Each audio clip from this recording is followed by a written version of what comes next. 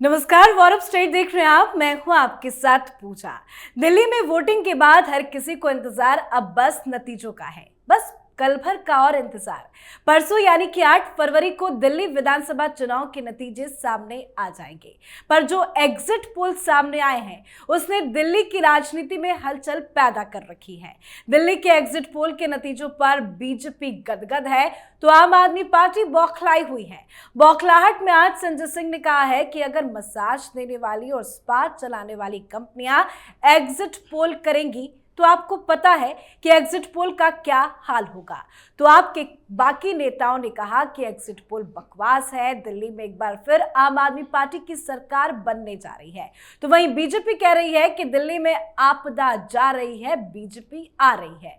और सिर्फ बीजेपी आ ही नहीं रही है, आपके बड़े बड़े नेता मंत्री भी चुनाव हार रहे हैं। खुद अरविंद केजरीवाल अपनी सीट पर तीसरे पायदान में पहुंच गए हैं। तो एग्जिट पोल से क्यों बौखलाई है आम आदमी पार्टी, कहां गायब है अरविंद केजरीवाल, आज इसी पर चर्चा करेंगे। चर्चा के लिए मेरे साथ स्टूडियो में मौजूद हैं कैपिटल टीवी के editor in chief doctor Manish Kumar और एग्जीक्यूटिव एडिटर राजीव जी। सर, आप दोनों का बहुत बहुत स्वागत है। धन्यवाद। इस एग्जिट पोल से क्यों बौखला गए हैं सर आम आदमी पार्टी के तमाम नेता? देखिए, कोई भी पार्टी हारती है और एग्जिट पोल इस तरीके से उन्हें डिस्टर्ब करता है, उनके खिलाफ आ जाता है, तो बौखलाना तो लाजमी है।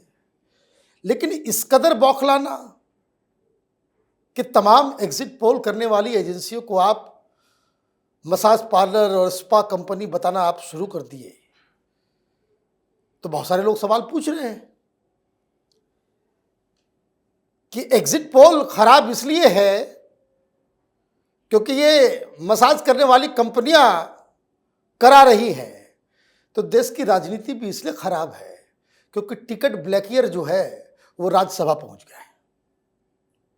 इसका सीधा सीधा आंसर यही है। बदतमीजी का जवाब बदतमीजी से ही मिलना चाहिए।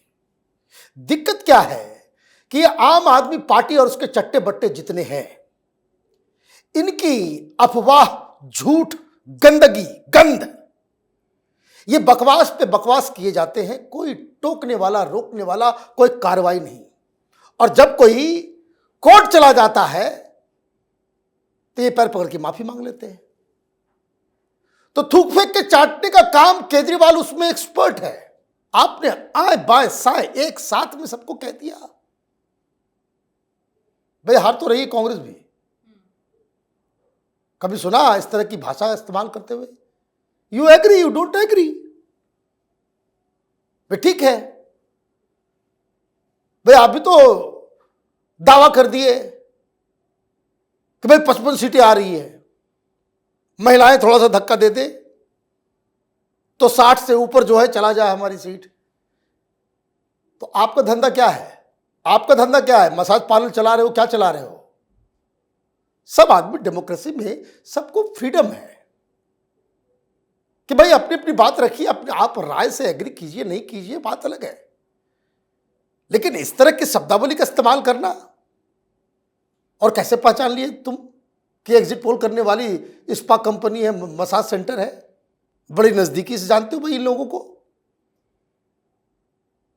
यह राजनीति में गंदगी फैलाने वाली पार्टी है। चुनाव जीते हारे अपनी जगह पे है। 10 साल से दिल्ली में चुनाव जीत रहे हो, कौन सा पहाड़ उखाड़ लिया तुमने? आपके लिए जीवन और मरण का सवाल है, दिल्ली की जनता के लिए नहीं। दिल्ली की जनता जानती है सरकार किसी की भी आए, जीवन जीने के लिए खुद ही मेहनत करना पड़ता है।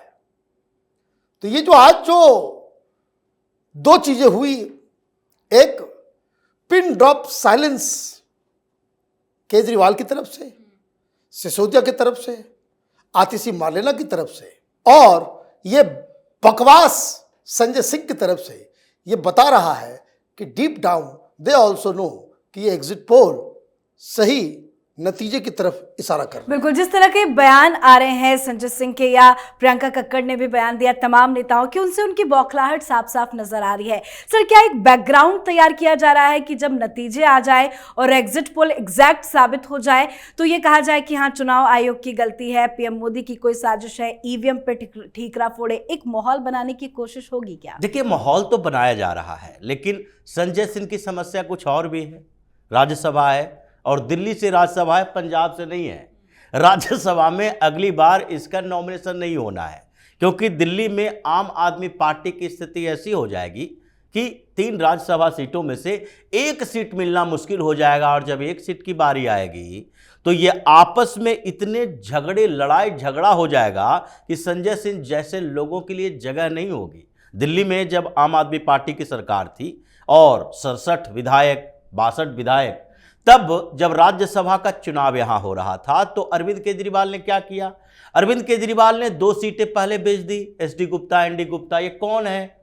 ये एजुकेशन माफिया जब पार्टी चलाएंगे, जब रियल एस्टेट माफिया पार्टी चलाएंगे, जब प्रॉपर्टी डीलर पार्टी चलाएगा, जब टिकट बेचने वाला, जैसा डॉक्टर साहब ने कहा, पार्टी चलाएगा, तो ये सारे लोग जब इकट्ठा होंगे तो चोर लुटेरों का गैंग तैयार होगा, जिसके बाद आम आदमी पार्टी की सरकार में जितने भ्रष्टाचार हुए वो सामने आएंगे। सत्येंद्र जैन ये क्या करता था?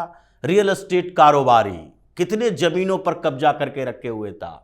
ये अभी भी मित्तल के घर में रह रहा है। अरविंद केजरीवाल राज्यसभा सांसद, पंजाब से बनाकर लाया है। लवली प्रोफेशनल यूनिवर्सिटी, ये एजुकेशन माफिया है। पहले लवली स्वीट्स हुआ करता था, मिठाई बेचते बेचते यूनिवर्सिटी बना दिया, और आज उस यूनिवर्सिटी का रेपुटेशन क्या है? बड़ी बड़ी बातें तो हो सकती है कि टेक्निकल डिग्री दी जाती है, इंजीनियर, डॉक्टर पैदा होते हैं, लेकिन उसकी जितनी रिपोर्ट है उसमें से ज्यादातर रिपोर्ट ये बताता है वहां ड्रग्स का बड़ा कारोबार होता है। और उस मित्तल ने अरविंद केजरीवाल को अपना घर दे दिया, क्योंकि उसके पास सैकड़ों करोड़ की प्रॉपर्टी, वो दिल्ली में रह के लुटियंस दिल्ली में कैसे रह सकता है? उसके अपने जो कारनामे हैं उसके लिए तो इसे कोई बड़ा रिसोर्ट चाहिए प्राइवेट पार्टी करने के लिए। वो लुटियंस दिल्ली में उस बंगले में तो कोई दूसरा आया नहीं कि पहचान लिया जाएगा, सिक्योरिटी सिस्टम होती है।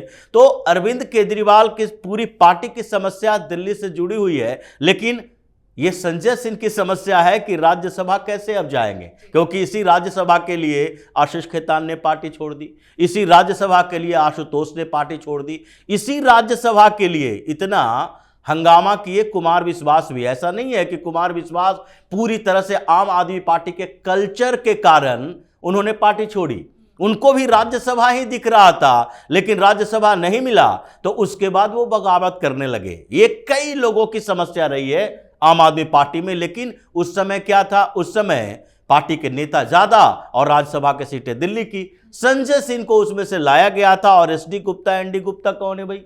ये दोबारा फिर से नॉमिनेट किया गया। अब आगे क्या होगा?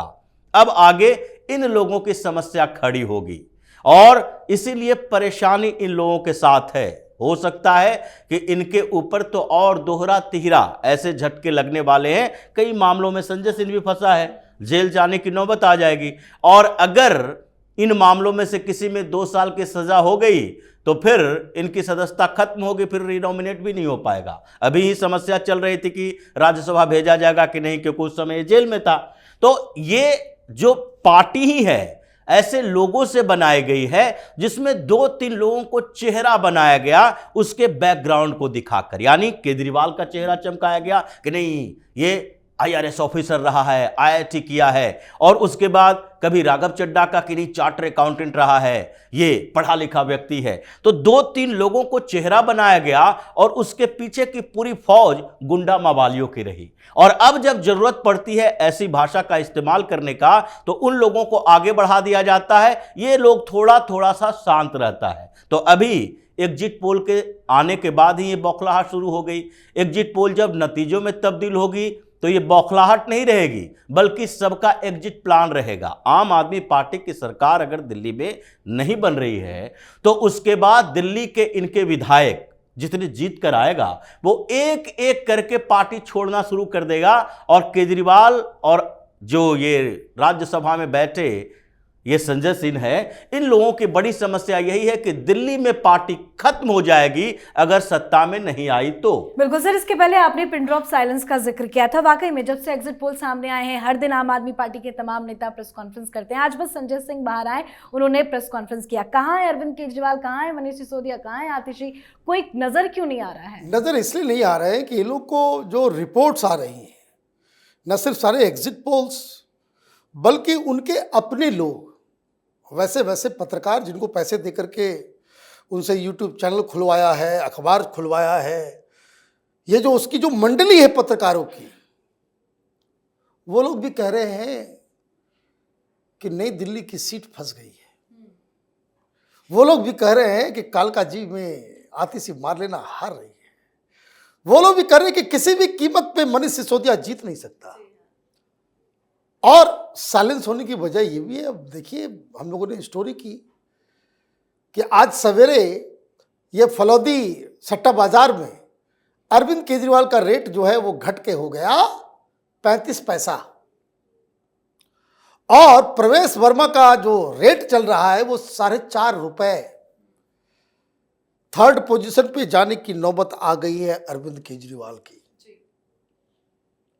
जो तमाम एग्जिट पोल्स बताया जा रहा है, दलित छिटक गए, दलित छिटक गए, मिडिल क्लास छिटक गया, पूर्वांचली छिटक गए, सिर्फ मुसलमान साथ में रहा। वो भी 2 जगहों पे उसमें बंटवारा हुआ है, लेकिन बाकी की सीटों के ऊपर मुसलमान जो है आम आदमी पार्टी के साथ रहा। तो जब दलित वोट कम हो गए, कोई 12% का झटका लगा है दलितों के वोटिंग में, उसी तरीके से पूर्वांचलियों में जो पिछले बार इनको वोट मिला उसे 30-35% का झटका लगा है। पूर्वांचली पूरी तरीके से भारतीय जनता पार्टी की तरफ चले गए। झुग्गी झोपड़ी में भी सेंधमारी हो गई। तो अब तो बैठा बैठा ये सोच रहा होगा कि भाई कौन सा फाइल पहले जलवाए, क्या क्या खत्म करवाए। कोई रिजल्ट आने के बाद ये जो साइलेंस है वो साइलेंस नहीं है, अंदर मीटिंग चल रही होगी कि भाई सरकार में नहीं रहे तो नई सरकार आएगी तो कौन कौन सा फाइल खुलवाएगी। अच्छा, इसको लेकर बीजेपी के कई नेताओं ने बयान दिया है। वो कह रहे हैं कि केजरीवाल इस वक्त बिजी हैं कि घोटालों की फाइल इधर से उधर बिल्कुल सेटल करने की कोशिश।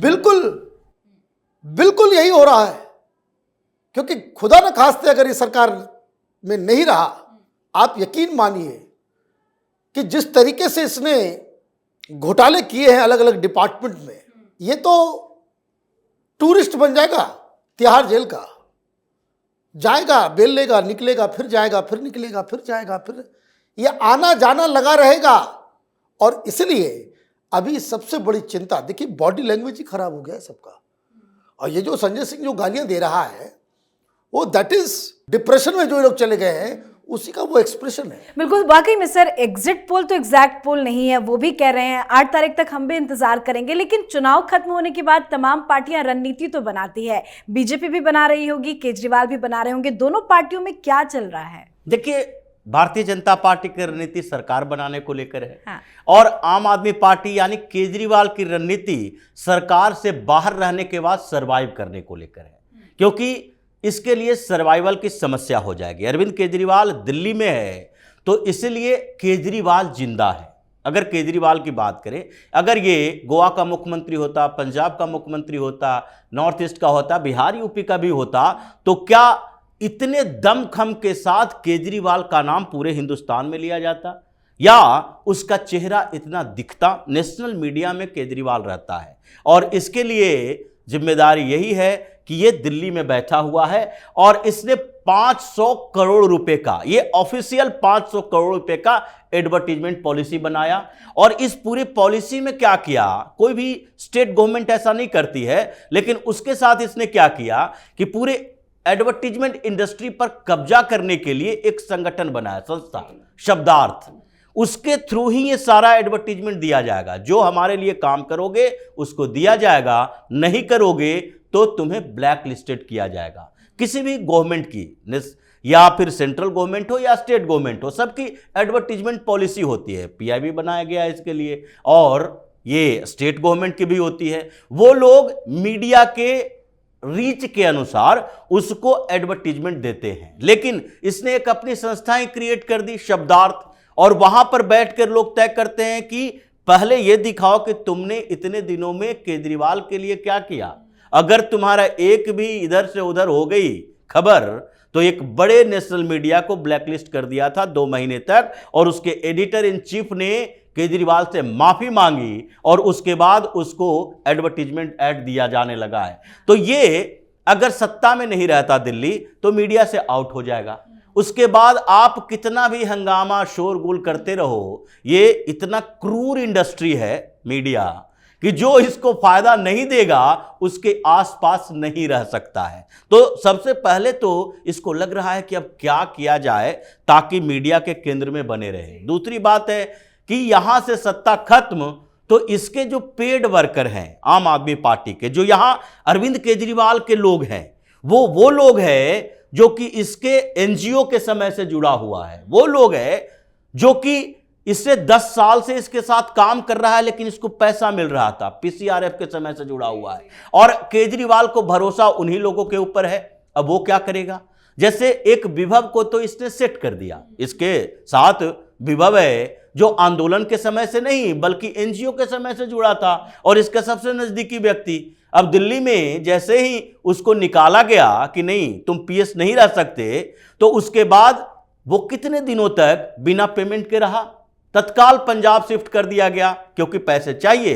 कैसे करोगे आगे काम, कैसे करोगे? वैसे यहां सैकड़ों ऐसे लोग हैं जिसके लिए दिल्ली सेक्रेटेरिएट के अधिकारियों ने बार बार कहा था कि आम आदमी पार्टी का दफ्तर बन गया है। हर आम आदमी पार्टी के लोगों को कहीं न कहीं कॉन्ट्रैक्ट पर यहां बहाल कर दिया गया है और हम लोग कुछ कर ही नहीं पाते हैं। सब यही लोग काम करता है, कमीशन लेता है, पैसे लेता है, वसूली करता है। वो सारे लोग हट जाएंगे। अब वो सारे लोग हटे नहीं कि इसके पार्टी का संगठन बिल्कुल नीचे गिर जाएगा और जो विधायक है, जो बच्चा खुचा जो आएगा जीत के, वो तो धीरे धीरे अपनी स्थिति देखेगा कि हमको किस तरफ जाना है। जिस तरफ जाना होगा उस तरफ निकलना शुरू कर देगा अरविंद केजरीवाल एंड कंपनी।